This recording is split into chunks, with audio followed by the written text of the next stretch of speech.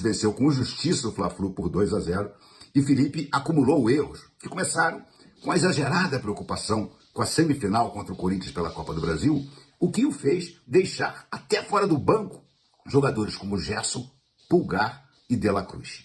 Sem esse trio de meio campo, fez pior. Optou por botar Alan como titular, o que decididamente é um equívoco gigantesco. Não é possível que o Felipe Luiz não tenha visto nos treinos como esse jogador é inútil. Aliás, voltamos àquela questão. O Felipe Luiz tinha ido tão bem nos 2 jogos que quase não treinou. No que teve tempo para treinar, e treinou mais ou menos esse time que começou a partida, as coisas pioraram. No primeiro tempo o Flamengo teve até um certo predomínio, mas cometeu um pênalti que poderia já ter deixado o Fluminense ganhando por 1-0 na etapa inicial. Rossi defendeu e o 0-0 persistiu. E Felipe Luiz bobeou no intervalo. Era evidente que faltava criatividade ao meio-campo do Flamengo.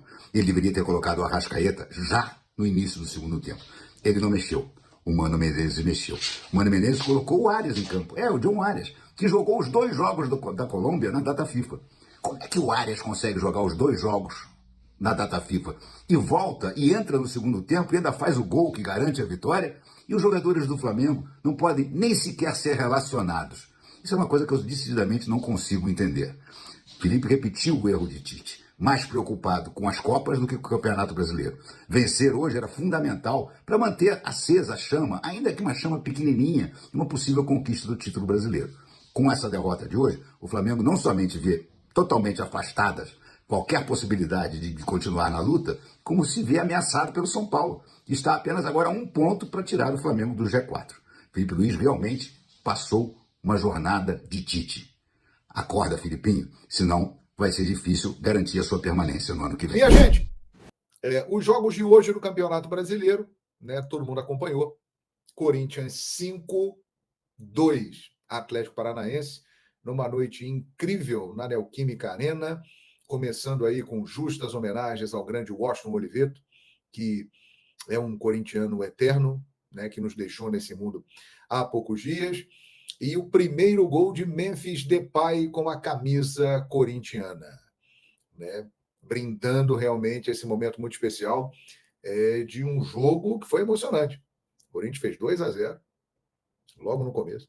Aí o Atlético Paranaense empatou, criou-se um clima de tensão em Itaquera, mas aí, no segundo tempo, entra um cara chamado Romero, que é diferente para o Corinthians. Taticamente, esse cara é muito importante para o time. E a partir daí, o Timão deslanchou. Meteu 5-2, inclusive com o gol do Memphis Depay.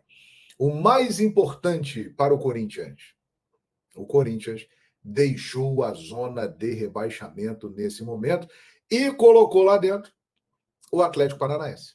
O Furacão está lá dentro da zona de rebaixamento. E fazendo um paralelo, no Maracanã, o Fluminense teve o prazer de vencer o seu maior rival, que é o Flamengo, por 2-0 e saiu também da zona de rebaixamento.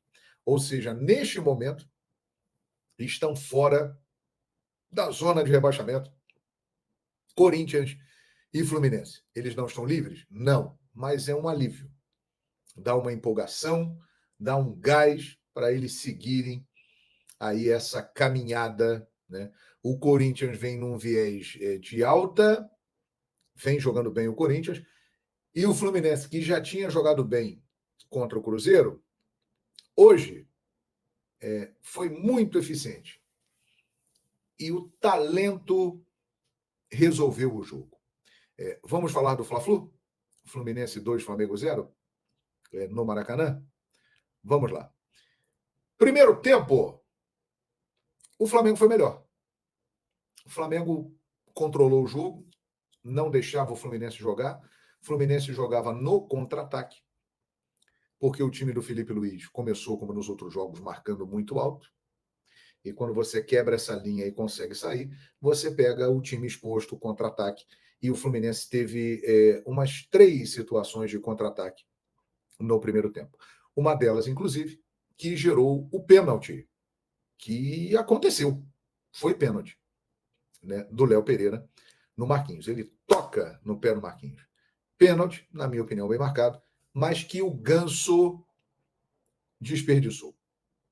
Esse aí é o personagem do jogo, Paulo Henrique Ganso, porque até este momento, quando ele perdeu o pênalti no primeiro tempo, o Rossi acertou o canto e fez a defesa, o Ganso não estava conseguindo jogar.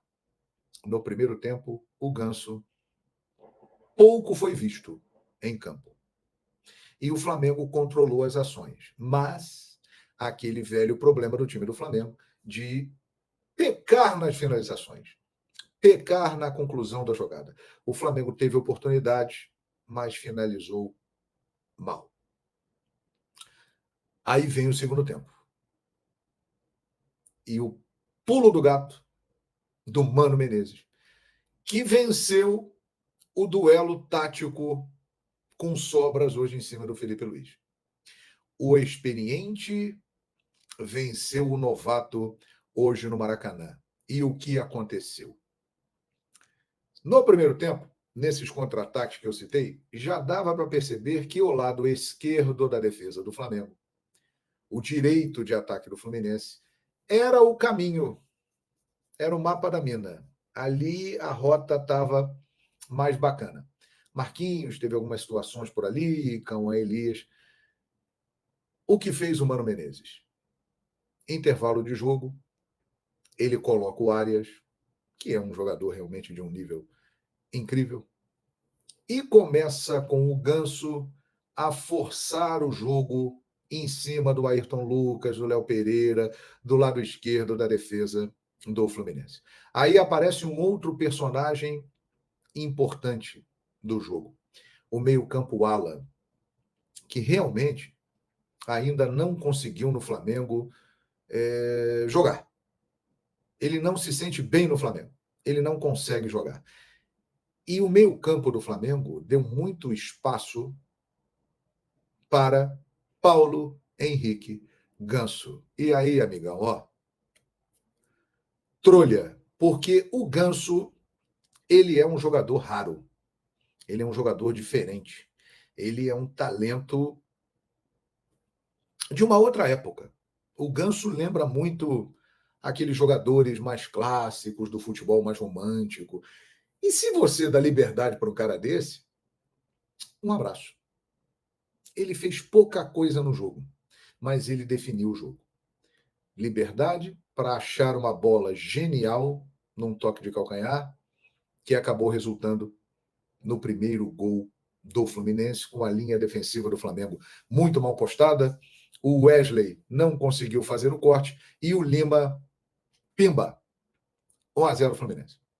Aí, de novo, ali pelo lado direito, em cima do Ayrton Lucas, do Léo Pereira, forçando o jogo, aproximação, Ganso caindo pelo lado direito, espaço para flutuar no meio-campo. O meio-campo do Flamengo não conseguia achar o Ganso. E aí ele participa de novo de uma jogada em que o Martinelli entra, cruza e o Arias, com muita liberdade, é outro problema, vai dar liberdade para um cara como o Arias. Chapada, saco, Fluminense 2-0. E a partir daí, minha gente, já era. Acabou o jogo. Então, o Fluminense ganhou o Fla-Flu com 15 minutos e com a participação de dois caras muito diferentes. O Ganso e o Arias. Felipe Luiz consegue a sua primeira derrota no comando do Flamengo. Sentiu o gosto amargo de ser um treinador derrotado e logo no seu primeiro clássico estadual como treinador. Obviamente que o clima na entrevista hoje era de cobrança. E cobranças que o Felipe Luiz mereceu.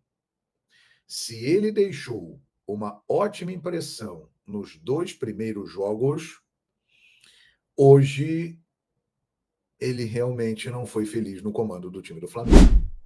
O Fluminense volta a vencer no Fla-Flu depois de 8 jogos, 2-0, numa justíssima vitória do time de Mano Menezes, com desfalques, Flamengo também com desfalques, o Fluminense com Arias, um dos seus principais, se não seu principal jogador, voltando da Colômbia num voo de carreira para marcar um gol, e o Flamengo trazendo ao Rio de Janeiro, vindo de Montevidéu, jogadores uruguaios, né?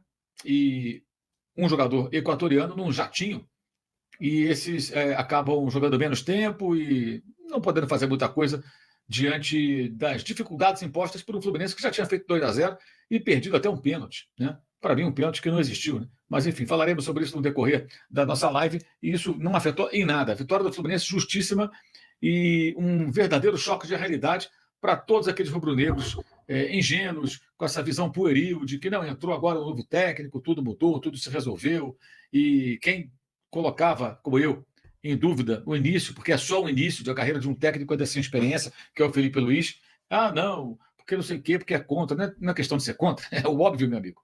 É o óbvio. E a insistência em dar tempo de jogo para um jogador que foi absolutamente inútil, mais uma vez, em campo, o Gabriel Barbosa. Né? Ou seja, esse jogo teve uma utilidade. Mostrou a realidade para rubro-negros em geral, para o técnico, ainda sem experiência, Felipe Luiz, para que ele tome medidas necessárias para o domingo. Né? Contra o Corinthians, que venceu por 5-2 o Atlético Paranaense, saiu da zona do rebaixamento, fez 2-0, tomou um empate 2-2, mas depois abriu uma goleada e veio babando no domingo para tentar eliminar o Flamengo em Itaquera na Copa do Brasil. O Flamengo vai ter que fazer um senhor jogo, porque vai encontrar uma atmosfera hostil, um time motivado, um time que é inferior ao Flamengo, que não é uma grande equipe, tem até bons jogadores, mas coletivamente tem muitos problemas. O jogo de hoje até mostra isso. Abre 2-0, toma 2 gols desse fraco Atlético Paranaense, que está despencando em 10 jogos, são 7 derrotas e 3 empates no Campeonato Brasileiro. Entrou na zona do rebaixamento. É verdade que tem jogos a menos, mas está na zona do rebaixamento o time paranaense. E esse será um Corinthians motivado que o Flamengo vai enfrentar. Né? Então a gente vê muito bem aí que o Tite tinha a parcela de responsabilidade, é óbvio. Mas não é só o Tite. Eu falo isso desde o começo. Não é só o técnico. Os problemas vêm de cima, passam pelo técnico, cometeu muitos erros importantes e chega nos jogadores. O que é Ayrton Lucas? O que é Ayrton Lucas hoje jogando futebol? O que é Gabriel Barbosa jogando futebol? Esses caras ficaram treinando esses dias todos. E o Ganso, com 35 anos, mesmo perdendo o pênalti, deitou e rolou. Começando as jogadas dos gols, realmente negócio assim, muito, muito assustador o que o Flamengo apresentou. Mais uma vez, né? O Flamengo volta da data FIFA muito mal, com diferentes treinadores, já repararam? Já notaram? Com o Vitor Pereira, com o Sampaoli aconteceu, com o Tite, agora com o Felipe Luiz. Que coisa curiosa, né? O que é incomum nesses retornos de data FIFA jogando mal? O elenco é praticamente o mesmo, salvo um ou outro jogador que chegou depois. A diretoria é a mesma. Os técnicos são diferentes. Notaram? Então, quando a gente fala aqui que não adianta tratar o técnico como o único alvo, o único responsável dos problemas de um time caríssimo e que não consegue apresentar aquilo que dele se espera, não adianta apontar só para o técnico, gente. Vamos amadurecer um pouquinho, vamos tentar entender as coisas como elas são. Não sejam massa de manobra. O Flamengo demitiu o Tite no dia seguinte, os dirigentes estavam sorrindo atrás do Felipe Luiz, ao lado dele, como se não tivesse nenhuma responsabilidade. O Marcos Braz desfilava no CT e o vídeo estava aí rodando na rede social, e as redes sociais do próprio clube, né, feliz da vida. Parece que não tem nada com isso. Não se trata de dizer que o técnico não tinha responsabilidade alguma, pelo contrário, repito, claro que ele tinha uma responsabilidade, mas não é só ele. Como não era só o Sampaoli, não era só o Vitor Pereira, não era só o Dorival, não era só o Renato, não era só o Ceni, não era só o Paulo Souza. Eles têm uma responsabilidade, mas não é só deles. E hoje também não é só responsabilidade do Felipe Luiz, que foi colocado de forma precipitada no carro e agora vai ter que aprender correndo como se virar em situações com as quais ele não está habituado, porque não houve nenhum tempo adequado para ele se preparar. Há uma enorme diferença entre você ser jogador e ter uma visão tática, um curso da CBF, ou sei lá de onde, na teoria, na cabeça, treinar durante meses apenas a base, sub-17, sub-20, e você assumir o time profissional. O Flamengo tem que buscar classificação na Copa do Brasil e lutar por vaga na Libertadores. O brasileiro, o título esquece, já não tinha praticamente chance alguma, agora então um abraço. Mas eu vou falar para vocês, uma derrota muito, muito, muito ruim de digerir. Porque a gente tenta entender o que pode ter acontecido. E eles têm que comemorar muito mesmo, porque eles estão ali, o Corinthians ganhou o jogo, confirmou o Corinthians, vitória ou não? 3-2? 5-2 Corinthians. Então o Corinthians vence o jogo, eles precisavam da vitória, estão ali na boca da zona do rebaixamento cantando creu. Mas é isso mesmo, o Flamengo perdeu o jogo, que teve o jogo na mão, dominou o primeiro tempo, só que eu não sei o que aconteceu.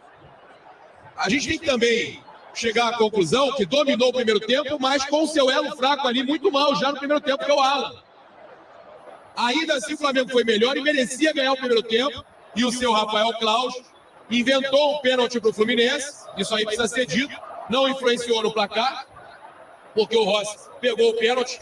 Agora, a gente precisa falar a realidade. Não é possível, né, que o Flamengo volte para o segundo tempo completamente desligado. Parece que no intervalo eles falaram assim, ó, vamos segurar a onda que é o jogo contra o Corinthians. A gente não pode cansar, porque o Flamengo não voltou para o segundo tempo. Eu não vi o Flamengo jogar o segundo tempo. O Flamengo não voltou para o segundo tempo. É inacreditável. É inacreditável. O torcedor está falando com a gente aqui, não dá para escutar. Mas é inacreditável. O Flamengo não volta para o segundo tempo. E aí, cara, tem esse problema de você, cara, de você não fazer a alteração correta. Deixar o Alan em campo e tirar o Léo Ortiz. Né? Tem que se reclamar também. Não é porque saiu o Tite e veio o Felipe Luiz que você vai só passar pano e vai elogiar o Felipe Luiz. O Felipe Luiz, ao deixar o Alan em campo e tirar o Léo Ortiz, quando ele tira o Alan e deixa o Léo Ortiz, ele complica.